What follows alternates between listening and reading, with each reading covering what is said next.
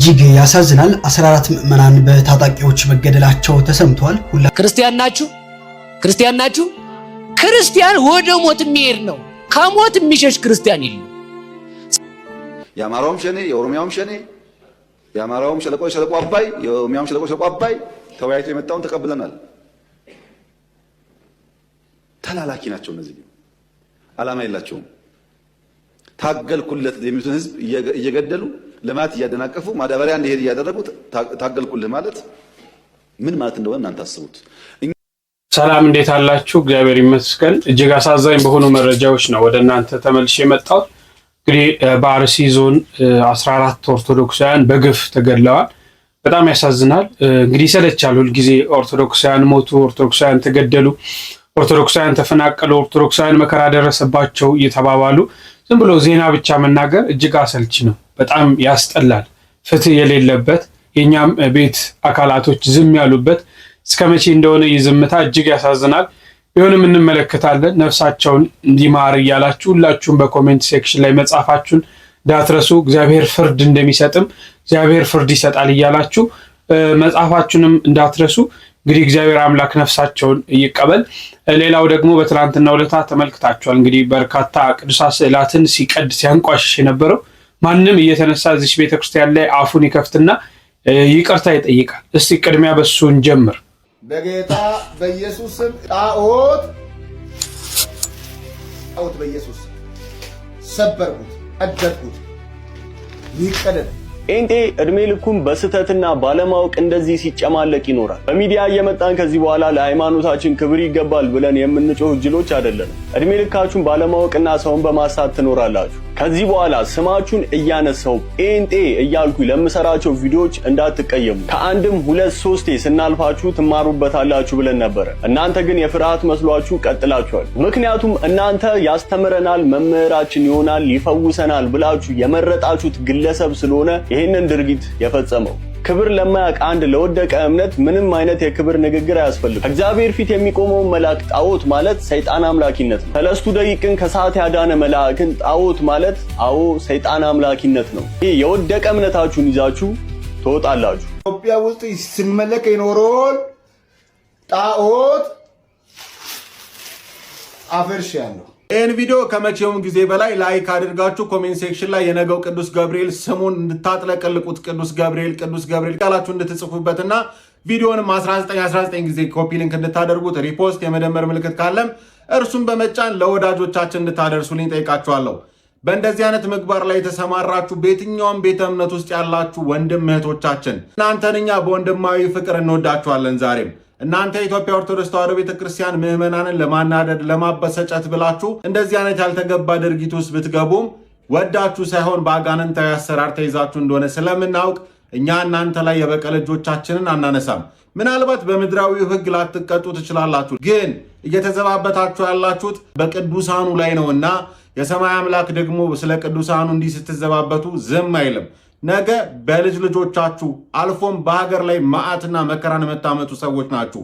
ስለዚህ ዛሬ እናንተን አንድ ወንድማዊ ምክር ልመክራችሁ የምፈልገው ነገር ብትችሉ ወደ ልቦናችሁ ተመለሱና እያስቀየማችሁት እየተዘባበታችሁበት ያለውን የሰማዩን አምላክ ይቅርታ ጠይቁ። ጣዖት በኢየሱስ ሰበርኩት፣ ቀደድኩት፣ ይቀደድ። አረ እፈር በኢየሱስ ስም ትላለህ።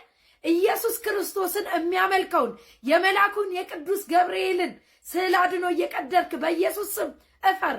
አንተማ ጌታችን መድኃኒታችን ኢየሱስ ክርስቶስን አታውቀውም። እናንተ ጴንጤዎች ፈልቶባችኋል።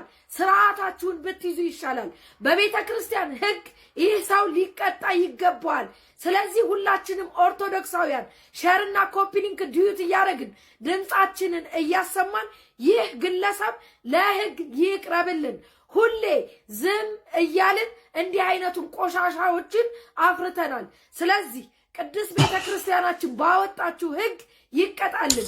መልአኩ ቅዱስ ገብርኤል አንተ ቀደርከው፣ እኛ ቤት በዙፋኑ ይቀመጣል። መልአኩ ቅዱስ ገብርኤል ለሚያምኑት ሁሉ የሚያደርግ ከእሳት የሚያወጣ ነው።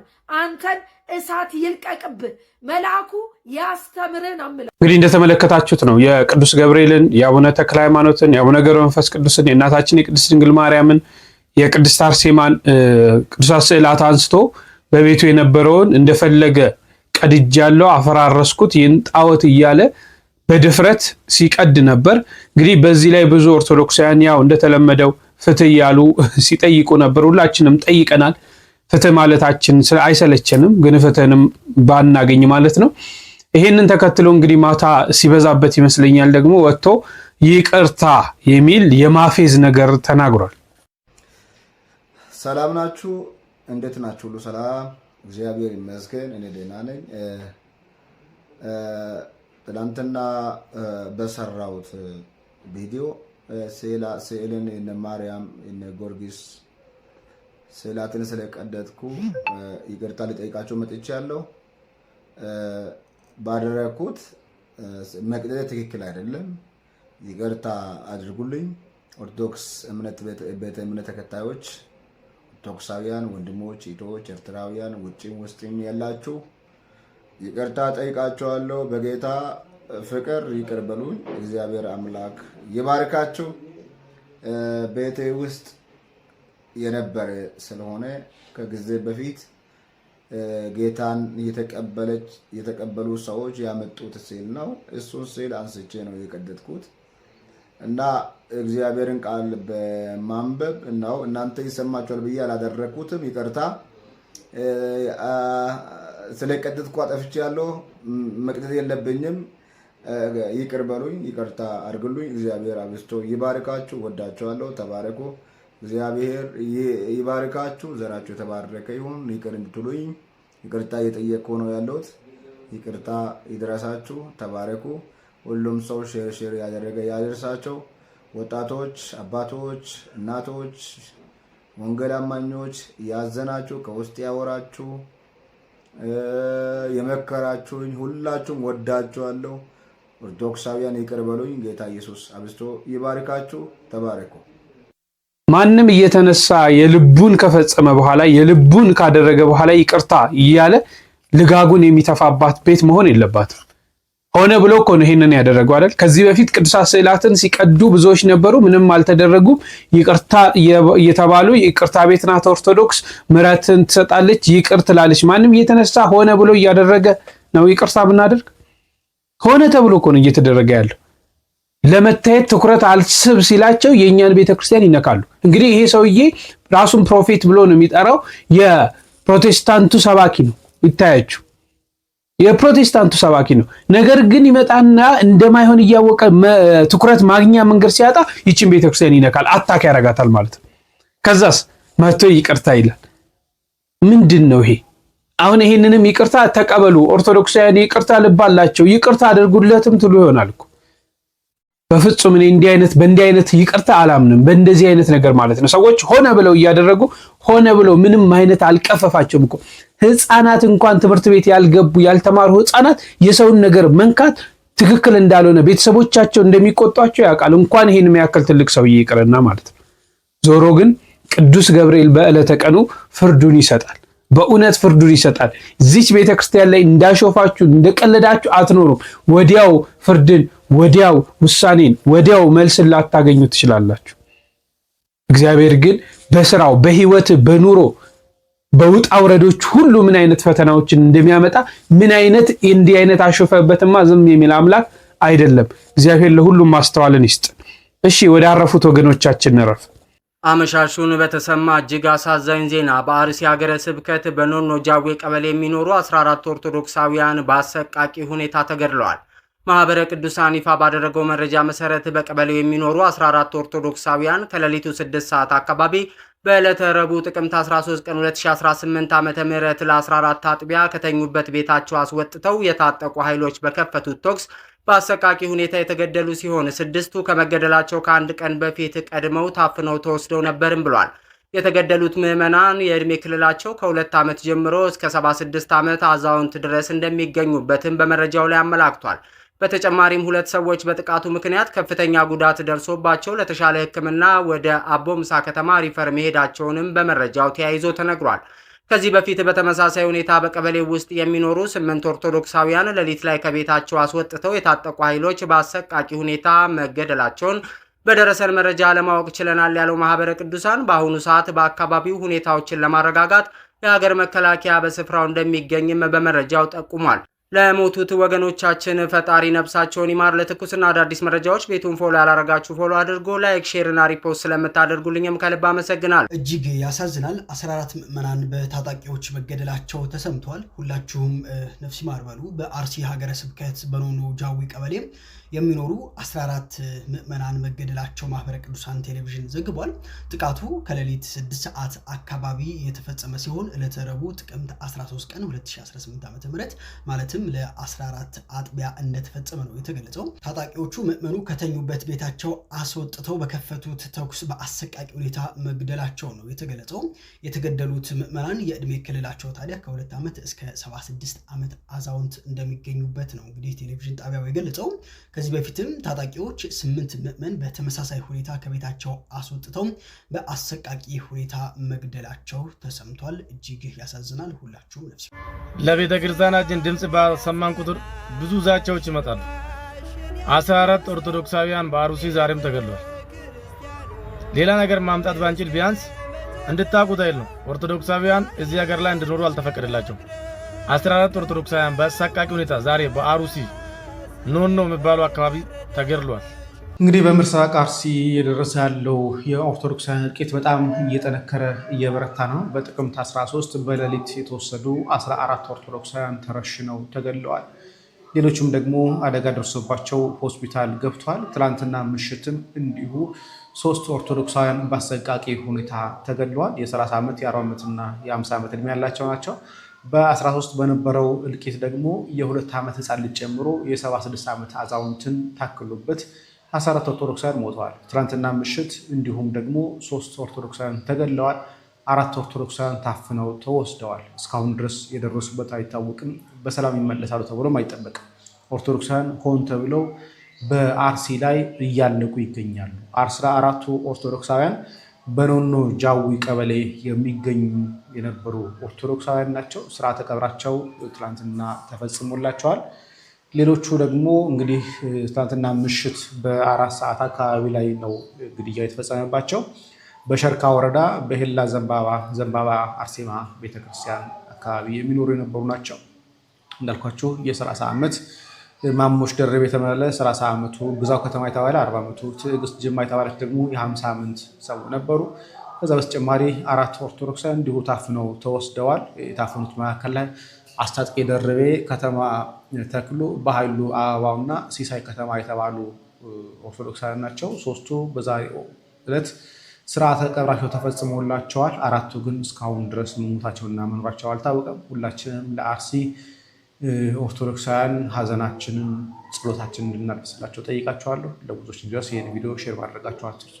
የአማራውም ሸኔ የኦሮሚያውም ሸኔ፣ የአማራውም ሸለቆ አባይ የኦሮሚያውም ሸለቆ አባይ ተወያይቶ የመጣውን ተቀብለናል። ተላላኪ ናቸው እነዚህ፣ ዓላማ የላቸውም። ታገልኩለት የሚሉትን ህዝብ እየገደሉ ልማት እያደናቀፉ ማዳበሪያ እንዲሄድ እያደረጉ ታገልኩልህ ማለት ምን ማለት እንደሆነ እናንተ አስቡት። እኛ አሁንም ክፍት ነው ለመወያየት። ማንም ሰው በሰላማዊ መንገድ ህግና ስርዓት አክብሮ ይመጣ ከሆነ ለመታረቅ አይደለም አብረን ለመስራት ዝግጁ ነን። አሳይተናል 2-3 ጊዜ። ገና እኮ ይሄ ለውጥ መጥቶ በማግስቱ ሁላችሁም ግቡ አይደል እንዴ ያልነው? ማን ቀረ ከዓለም?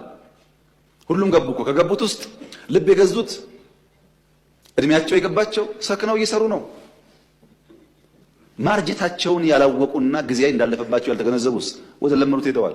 መላክ የለመደ መላክ ይችላል። ሁለተኛ ነባር ችግሮች አሉ። እኛ ውይይት የማይፈቱ ከሸኔዎች ጋር ብንወያይ የማይፈታ ውይይት አለ። ኢንክሉሲቭ ናሽናል ዲያሎግ እናርግ። ችግር ካለ እንደ ሀገር እንምከርና እንፍታ።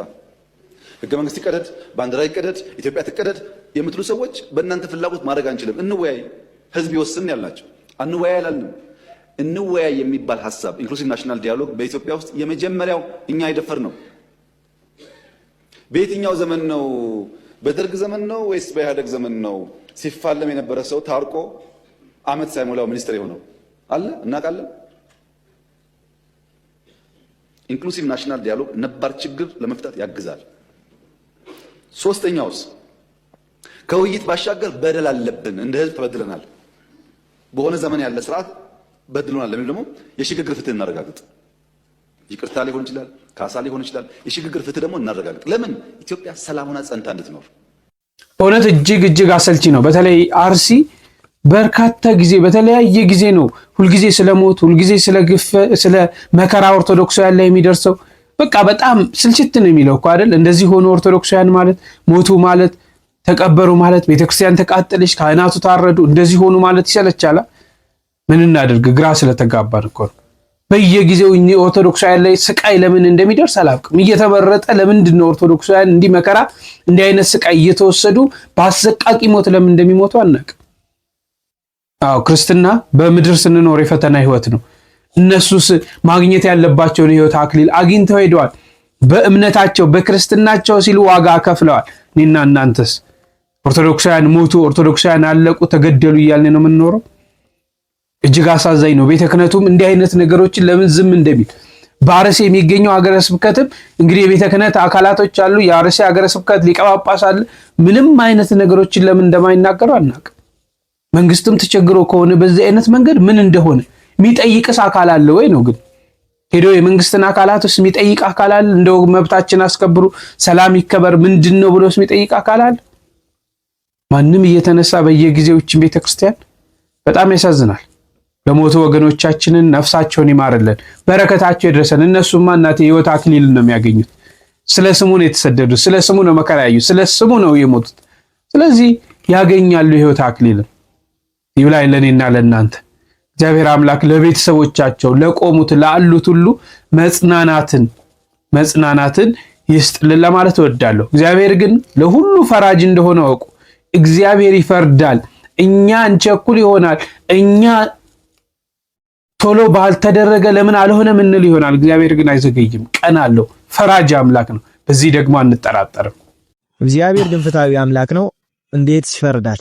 እስከ መጨረሻው ኮፒ ሊንክ እያደረጋችሁ አዳምጡ። አንድ ግብጽ መነኮሳት ለገዳሙ መርጃ የእጃቸውን ሥራ የሆኑትን ቅርጫቶች ሊሸጡ ወደ እስክንድሪያ ለመጓዝ በጧት ተነሱ። በመንገድ ላይ ታዲያ ትልቅ የቀብር ስነ ስርዓት ለማድረግ የሚጓዝ ሕዝብ ገጠማቸው። ሟቹ ዝነኛ አረማዊ ገዢ ሲሆን በዘመነ ሰማዕታት በሺ የሚቆጠሩ ክርስቲያኖችን የገደለ ሰው ነው። አሁን እድሜ ጠግቦ ሞቶ ነው። ቀኑ ውብ ፀሐያማ ቀን ነበርና የአገሩ ዜጎች በነቂስ ወጥተው ገዣቸውን እየቀበሩ ነው። ይህንን ያዩ መነኩሴም ጉዳያቸውን ፈጽመው ወደ ገዳም ሲመለሱ አሳዛኝ ዜና ሰሙ።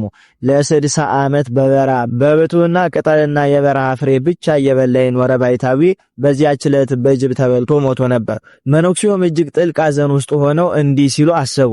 በሺ የሚቆጠሩ ክርስቲያኖችን የገደለው አረማዊ ሰው በታላቅ ክብር ታጅቦ ሲቀበር ሕይወቱን ሙሉ በጾምና በጸሎት ፈጣሪውን ያገለገለው ባይታዊ በጅብ ተበልቶ የተዋረደ አሟሟት ሞተ። ይህ እንዴት አይነት ፍርድ ነው? እግዚአብሔር ከመልካምነቱ ሁሉ ጋር ኢፍትሃዊ ነገሮች ሲሆኑ ዝም ብሎ ይፈቅዳል። በዚህ ምክንያት ብዙ ሰዎች የፈጣሪን መኖር ይጠራጠራሉ። እኔም ፍርዱን እንዲገልጽልኝ መጸለይ ይኖርብኛል ብለው አሰቡ። ከዚያች ቀን ጀምሮ መላልሰው ወደ ፈጣሪ ፍርድን ግለጽልኝ ብለው ደጋግመው ጸለዩ። ብዙ ሳይቆዩ እግዚአብሔር ፍርዱን እንዲገለጠላቸው ከሳምንታት በኋላ እንደተለመደው ወደ እስክንድሪያ የ3 ቀን ጉዞ ሊሄዱና ቅርጫታቸውን ሊሸጡ ተነሱ። መንገዱን እንደጀመሩ ድንገት አንድ ወጣት መነኩሴ ወደ እርሳቸው ሲመጣ ተመለከቱ። አባቴ ይባርኩኝ። እግዚአብሔር ይባርክ ልጄ። አባቴ ወዴት ይሄዳሉ? አለ ወጣቱ መነኩሴ። ወደ እስክንድሪያ ቅርጫቱን ልሸጥ እየሄድኩ ነው ብሎ መለሱ። አባት ጎሽ አብረን እንጓዛለን አሉ አባ። ወጣቱ መነኩሴ ከእጃቸው ሸክማቸውን ተቀበለ። ጥቂት እንዲሄዱ እንዲህ አላቸው። አባ ያው እንደሚያውቁት እንደ መነኮሳት ሥርዓት ጉዞ ስንጓዝ በጸሎት ከእግዚአብሔር ጋር መነጋገር አለብን አይደል አላቸው። ልክ ነው ልጅ አሉት። እንግዲያውስ ለ3 ቀን አብረን ስንጓዝ እስክንድሪያ እስክንደርስ ድረስ አንዲትም ቃል እንነጋገር። ምናልባት በ3 ቀን ጉዟችን ለማየት የሚከብድ ነገር እንኳን ሳደርግ ቢያዩኝ ላይናገሩኝ፣ ላይፈርዱብኝ፣ የአርምሞ ቃል ኪዳኖትን ላያፈርሱ ቃል ይግቡልኝ አላቸው። አባም እየተገረሙ እሺ በሕያው አምላክ እምላለሁ ልጄ አንዲትም ቃል አልተነፍስም አሉት። ሁለቱም አባቶች በጠዋቱ የአርምሞ ጉዟቸውን ጀመሩ። ቀትር ላይ ወደ አንዲት መንደር ደረሱ። ሁለት ወጣቶች እነዚህ መነኮሳት አዩአቸው። ከሁለቱ አንዱ ቅዱሳን አባቶች ያለ ወደ እነርሱ ሮጠ። ቅዱሳን አባቶች ፀሐዩ እስኪበርድ ድረስ ባካችሁን እኛ ቤት ረፉ ብሎ አላቸው። ፀሐይዋ እየከረረች ስትመጣ በበረሃዋ ግብጽ ጉዞ በጧትና ማታ እንጂ በቀትር ስለማይታሰብ ጉዟቸውን ማቋረጥ ነበረባቸው።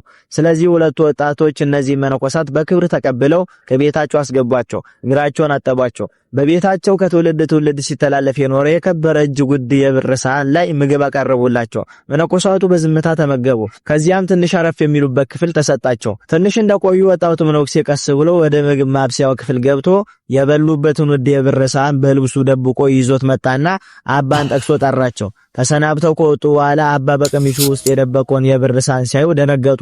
መናገር ባይችሉም በልባቸው እንዲህ አሉ፣ እነዚያ ደግ ወጣቶች በክብር ተቀበሉን፣ እግራችንን አጥበው መገቡን፣ እውነት ለውለታቸው ምላሹ ውዱን ንብረታቸውን መስረቅ ነውን ብሎ አዘኑ። ጥቂት እንደተጓዙ የመስኖ ውሃ ወደ ተከማቸበት አንድ ድልድይ ጋር ደረሱ። ውሃውን ሲሻገሩ ታዲያ ወጣቱ መነኩሴ በብር ሳህኑ ላይ ካማተበበት በኋላ ወደ ወንዙ ወረወረው። አባም እንዲህ ብሎ አጉረመረሙ፣ እንዴት ያለ ነገር ነው? ሳህኑን የሰረቀው ሊወረውረው ነውን? እዚያው አይተወላቸውም ነበር አሉ። አርሞማቸውን ሊያፈርሱ አይችሉምና ዝም አሉ። ሲመሽ ወደ አንድ ወጣት ባልና ሚስት ቤት ደረሱ። እንደ ቀኖቹ ወጣቶች እነዚህም በክብር እግራቸውን አጥበው አስተናገዷቸው፣ ማረፊያም ሰጧቸው። ባልና ሚስቱ የሁለት ወር ሕፃን ልጅ ነበራቸው። በጠዋት ሲነሱ ወላጆቹ ሳይነሱ ወጣቱ መነኩሴ ቀስ ብሎ ሄዶ የተኛውን ሕፃን ገደለው። አባ ሊያስጥሉት ቢሎም አልቻሉ። እየጎተተ ይዟቸው ወጣ። ጌታዊ ምን አይነት ርጉም ነው፣ ንጹህን ሕፃን ገደለው እኮ እያሉ እንባቸው ወረደ። ምንም እንኳን አንጀታቸው ባዘን ቢኮማተር በመሃል ላይ የገቡበትን አርምሞ አፍርሰው ከግዝት ላለመግባት አንዲት ቃል እንኳን አልተናገሩ። በቀጣዩ ቀን ሁለቱ መነኮሳት ወደ አንድ መጠጥ ቤት ደጅ ደረሱ። የጭፈራ ድምጽ ከሩቅ ይሰማል። ሰካራሞቹ መነኮሳቱን ሲያዩ ቅዱሳን እያሉ ተሳደቁ። በሰካራም አንደበት የሚናገረው ዲያብሎስ ነው ብሎ ዝም አሉ። ወጣቱ መነኩሴ ግን ወደ መጠጥ ቤቱ አቅጣጫ በግንባሩ ተደፋና 3 ጊዜ ሰግዶ ተሳለመው። ጥቂት እንዲሄዱም አንድ ያረጀ መስቀሉ ከጉልላቱ ላይ የተነከለ በርና መስኮት የሌለው ቤተክርስቲያን አዩ። ወጣቱ መነኩሴ ድንጋዮች ለቀመና አማተበባቸው። ወደ ፈረሰው መቅደስ ወረወረው። አባ ይህን ጊዜ መጠጥ ቤቱን ተረፍቶ ተሳለመ። ወደ ቤተ መቅደሱ ድንጋይ ወረወረ ብለው በዝምታ ተንጨረጨሩ። አሁን 3ኛው ቀን ሞላ። በጠዋቱ ወደ አንድ በሸንበቆ የተሰራ ቤት ደረሱ። እናታቸው የሞተችባቸው በአጎታቸው እርዳታ ብቻ የሚኖሩ 5 ሕፃናት ተቀምጠው ያለቅሳሉ። አባ በርህራሄ ለሕፃናቱ ምግብ ሰጧቸው። እሳቸው ከሕፃናቱ ጋር ሲነጋገሩ ወጣቱ መነኩሴ ደግሞ የሸንበቆውን ቤት በእሳት እያያዘ ነበረ። ሕፃናቱ ከሚነደው ቤት ሮጦ አመለጡ። ይህን ነፍሰ ገዳይ እስከ መቼ ይታገሰዋለሁ ሲሉ የቆዩት አባ እስክንድርያ ደርሰዋልና በምሬት መናገር ጀመሩ። እስቲ ንገረኝ፣ ከዚህ በኋላ ዝም ልል አልችልም። መልስልኝ፣ አንተ ሰው ነው ወይስ ሰይጣን አቤት? ምነው አባ ምን አጠፋው አለ። መነኩሴውም በዚህ 3 ቀን ውስጥ ምን ያላደረከው ነገር አለ? በበረሃ አክብሮ የተቀበሉንን ሰዎች የብር ሳህን ሰርቀህ ወንዝ ውስጥ አልጨመርክምን? እነርሱ መነኮሳት በቤታችን ተቀብለን ሰርቀውን ሄዱ እያሉ ይሆናል። መነኩሴውም መለሰ፣ አባ ትልቅ ነገር እኮ ነው ያደረኩላቸው። ያቀረቡልን የብር ሳህን ቅድመ አያታቸው ከጥንታዊ ቤተክርስቲያን የሰረቀው ኃይሌ ቅዱስ ቁርባን ማቅረቢያ ነበረ። መላው ቤተሰቡ ይህንን ሲያውቅ በዚህ ቤት ለብዙ ዘመን ሲቀባበሉ ነበረ። በላዩ ላይም በላቲን ቋንቋ ይህ ኃይለ ቅዱስ ኒቆላስ ቤተክርስቲያን የተሰጠ ነው የሚል ጽሑፍ አለበት። በዚህ ምክንያት ያንን ቅዱስ ነዋይ የሚጠቀሙ ሁሉ እስካልተመለሰ ድረስ በእግዚአብሔር ፊት ድፍረት ይሆንባቸዋል። የሞቱት ወላጆቻቸው በዚህ ቅዱስ ነዋይ የተነሳ ነፍሳቸው ትታወቃለች። እነዛ ወጣቶች በጻይሉ እኛን በማስተናገዳቸው ነፍሳቸው እንዳትጎዳ አዘንኩላቸው። ስለዚህም ሰረኳቸው። የሰረኩትን ፈልጌ አይደለምና ውሃ ውስጥ ወረወርኩት። በማግስቱ የደብሩ ዘበኛ ሊታጠብ ወደ ውሃው ይመጣል። በውሃ ውስጥም ያገኘዋል። የላቲን ቋንቋ ስለሚያውቅ የተጻፈውን ያነበዋል። ወስዶም ለካህኑ ይሰጠዋል። ፀሐይሉም ከብሮ ድጋሚ ሲቀደስበት የሞቱት ያርፋሉ፣ የቆሙትም ከጥፋት ይድናሉ አላቸው። አባ ተደነቁ። እሺ ሕፃኑን የገደልከውስ መልካም ነው ብለህ ነው አሉት።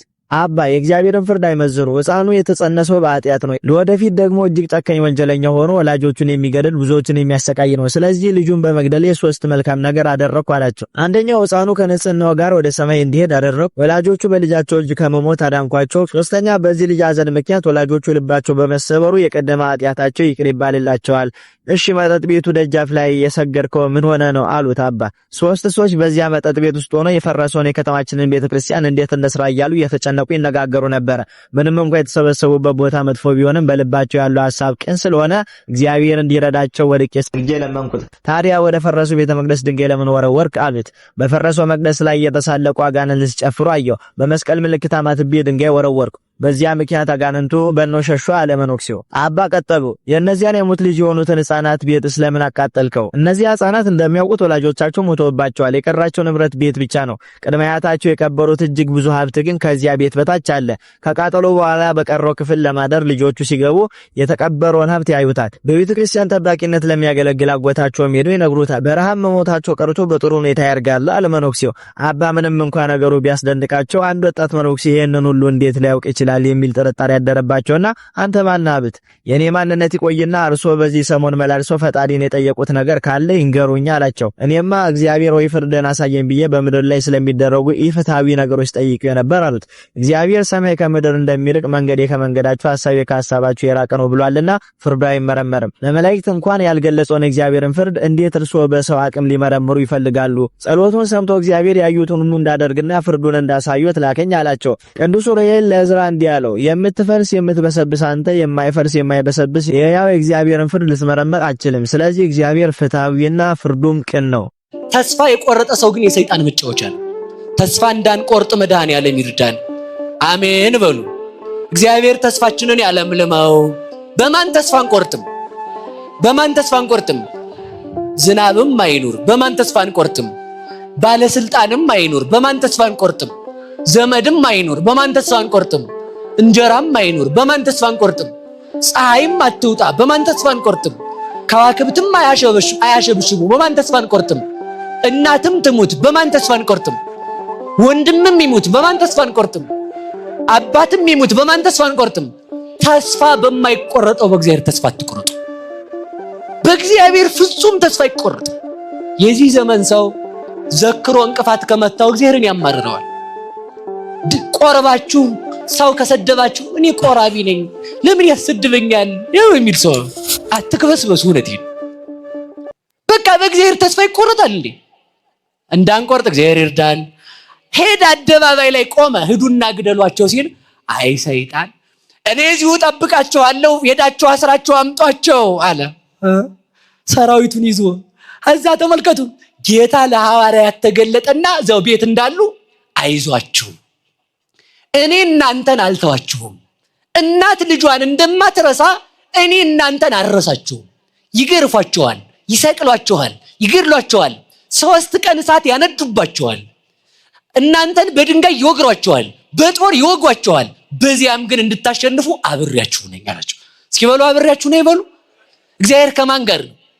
በሞት የነገሩኝ ምንም ነገር ይድረስ ማን አለ አብሮን? እናንተ ታዲያ ምን ሆናችሁ ነው ገና ምላጭ ሳይሳብ የምትጮሁት? እግዚአብሔር እሳት ሳይነዳ ያጠፋ ነዶ ነው በዚያ ውስጥ የሚያቆም እኮ። እሳቱ ነዶ በዚያ ውስጥ አንተ ተመልከት። ሰብዎ ምንድነው? ይባርክዎ ኩሉ ግብረ እግዚእ ለእግዚአብሔር ይላሉ 3 ደቂቃ። እግዚአብሔርን ፍጥረት ሁሉ ያመሰግኑታል፣ እሳት ያመሰግነዋል። ይኸውላችሁ እሳት ውስጥ መግባት ምስጋናን አያቋርጥም።